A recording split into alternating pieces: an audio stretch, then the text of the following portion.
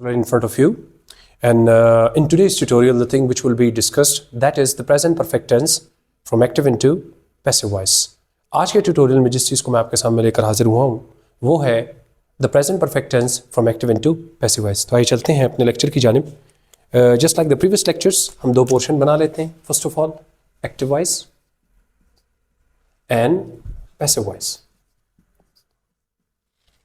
अच्छा जी, active voice portion में we use which form of the verb, third form of the verb, 3V, and helping verbs are has and have. अगर हम passive voice portion की तरफ चलते हैं तो passive voice में we always use third form of the verb and helping verbs will be has been and have been. अच्छा, अब आगे बढ़ते हैं सेंटेंसेस की तरफ। For example, if you come across a sentence, active voice sentence, active voice sentence कहता है he has managed parties. He has managed parties, तो जिसका मतलब होता है वो तकरीबात का इंतज़ाम या निज़ाम बना चुका है या इंतज़ाम कर चुका है। अच्छा, अगर आप चलें रूल्स की जानिब तो you know very well in passive voice portion first of all the thing which we need to keep in your mind, object यहाँ पर है पार्टीज और सब्जेक्ट है ही। ऑब्जेक्ट चेंजेस इनटू सब्जेक्ट, तो सबसे पहले ऑब्जेक्ट को सब्जेक्ट की जगह पर लाते हैं, पार्टीज। अच्छा, पार्टीज चूंकि प्लूरल है तो इसके साथ हैज बीन लगेगा, have been, definitely have been, parties have been. Third form third ही रहेगी, managed, parties have been managed bye.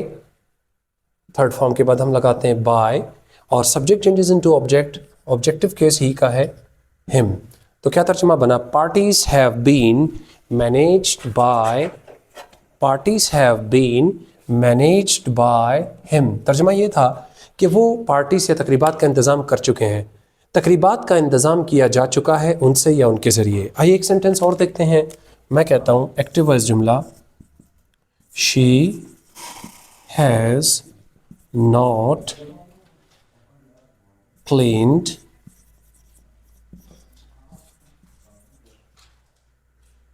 The rooms. अच्छा जी, फर्स्ट ऑफ ऑल ये है सब्जेक्ट, ये है ऑब्जेक्ट। पहला रूल आपको पता है पैसिव वॉइस का, ऑब्जेक्ट चेंजेस इनटू सब्जेक्ट। तो द रूम्स हम इस तरफ ले आते हैं, द रूम्स, क्योंकि ये फिर प्लूरल है। द रूम्स हैज बीन या have been, will have to use have, क्योंकि नेगेटिव सेंटेंस। एक चीज और देख लीजिएगा, this is a negative sentence, तो ये भी दिमाग में रहे। The rooms have not been cleaned by, third form के बाद हम बाय लगाते हैं, और शी चेंजेस इनटू हर। तो तर्जुमा क्या बना, वो कमरों को साफ नहीं कर चुकी है। ऑब्जेक्ट को सब्जेक्ट की जगह पर लाए, सब्जेक्ट को ऑब्जेक्ट की जगह पर, हेल्पिंग वर्ब यूज़ किया और दोनों के दरमियान हमने लगा दिया नॉट, और थर्ड फॉर्म थर्ड ही रही, बाय लगाया और ऑब्जेक्ट। तो वो कमरा साफ या कमरे साफ कर चुकी है, कमरों को साफ किया जा चुका है। आइए एक और सेंटेंस बनाते हैं एक्टिव वॉइस। मैं कहता हूँ for example,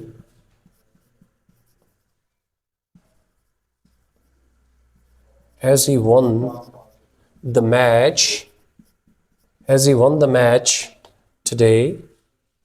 Has he won the match today? Question mark. Has he won the match? अच्छा, today। अब यहाँ से देखिएगा, ये इंट्रोगेटिव सेंटेंस है, ये रहा आपका सब्जेक्ट और ये रहा द मैच आपका ऑब्जेक्ट है। ये आपका EOP है, and everybody knows that we do not have any rule for EOP, तो EOP को अपनी जगह पर ही छोड़ देते हैं।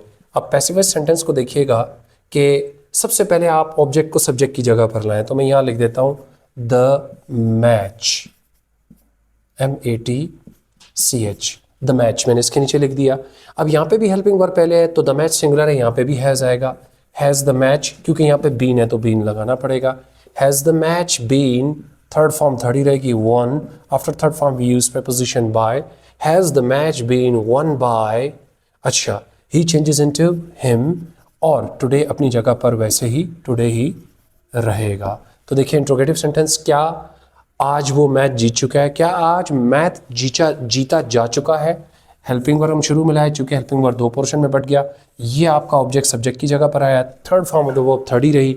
After third form I applied preposition by, object subject changes into object, वो मैंने किया और ईओपी को अपनी जगह पर ही रख दिया। ठीक है। अच्छा, एक और सेंटेंस मैं आपको बनाकर दिखाता हूं।